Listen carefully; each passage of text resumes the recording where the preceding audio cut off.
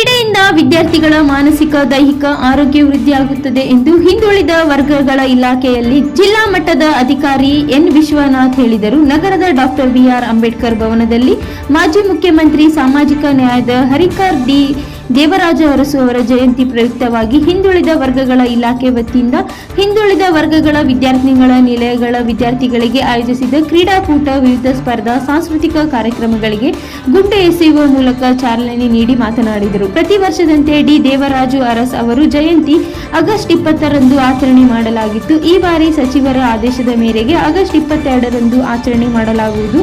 ಅದರ ಪೂರ್ವಭಾಗಿಯಾಗಿ ವಿದ್ಯಾರ್ಥಿಗಳಿಗೆ ಕ್ರೀಡಾ, ವಿವಿಧ ಸಾಂಸ್ಕೃತಿಕ ಕಾರ್ಯಕ್ರಮಗಳನ್ನು ಹಮ್ಮಿಕೊಳ್ಳಲಾಗಿದೆ.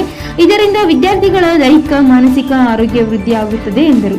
ಹಿಂದುಳಿದ ವರ್ಗಗಳ ಕಲ್ಯಾಣ ಇಲಾಖೆ ತಾಲೂಕು ಅಧಿಕಾರಿ ಲಿಂಗರಾಜು, ನಿಲಯ ಪಾಲಕರಾದಂತಹ ಚನ್ನಸ್ವಾಮಿ, ಲಿಂಗಣ್ಣ, ಅಶ್ವಥ್ ನಾರಾಯಣ್, ಸುನೀಲ್, ಶಿಲ್ಪಾ, ಭಾಗ್ಯಲಕ್ಷ್ಮಿ, ಎಚ್.ಬಿ. ಸ್ವಾಮಿ, ಗೋವಿಂದರಾಜು, ರಂಗಸ್ವಾಮಿ ಇತರರು ಹಾಜರಿದ್ದರು. ವರದಿ NKS TV4 ಹೊಮ್ಮನಂಜುಂಡ ನಾಯಕ.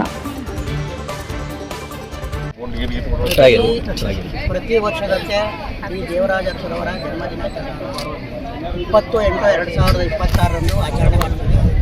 ಈ ಸಲ ಮಾನ್ಯ ಸಚಿವರ ಆದೇಶದ ಮೇರೆಗೆ 22/8/2026ರಂದು ಆಚರಣೆ ಮಾಡ್ತಾಯಿದ್ದೀವಿ.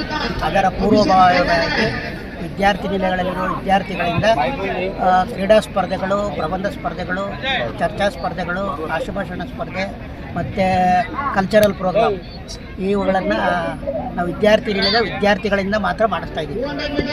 ಈ ಜೊತೆಗೆ ಈ ಕ್ರೀಡೆ ಭಾಗವಹಿಸೋದ್ರಿಂದ ವಿದ್ಯಾರ್ಥಿಗಳ ಆರೋಗ್ಯ ದೃಷ್ಟಿಯಿಂದ ಮತ್ತು ದೈಹಿಕ, ಮಾನಸಿಕ ಅಸ್ವಸ್ಥತೆ ಕಡಿಮೆ ಆಗುತ್ತೆ, ದೈಹಿಕವಾಗಿ ಸದೃಢರಾಗ್ತಾರೆ. ಆದ್ದರಿಂದ ಎಲ್ಲರೂ ಇದರಲ್ಲಿ ಭಾಗವಹಿಸಬೇಕು ಅಂತ ಮೇರೆಗೆ ಈ ಕಾರ್ಯಕ್ರಮವನ್ನು ಮಾಡ್ತಾಯಿದ್ದೀವಿ. ವಿದ್ಯಾರ್ಥಿ ನಿಲಯಗಳಲ್ಲಿ ಇಂಥ ಚಟುವಟಿಕೆಗಳನ್ನು ಮುಂದಿನ ದಿನಗಳಲ್ಲೂ ಸಹ ಮುಂದುವರಿಸ್ಕೊಂಡು ಹೋಗ್ತೀವಿ. ಹೆಸರು ಡಿಸ್ಟ್ರಿಕ್ಟ್ ಆಫೀಸರ್.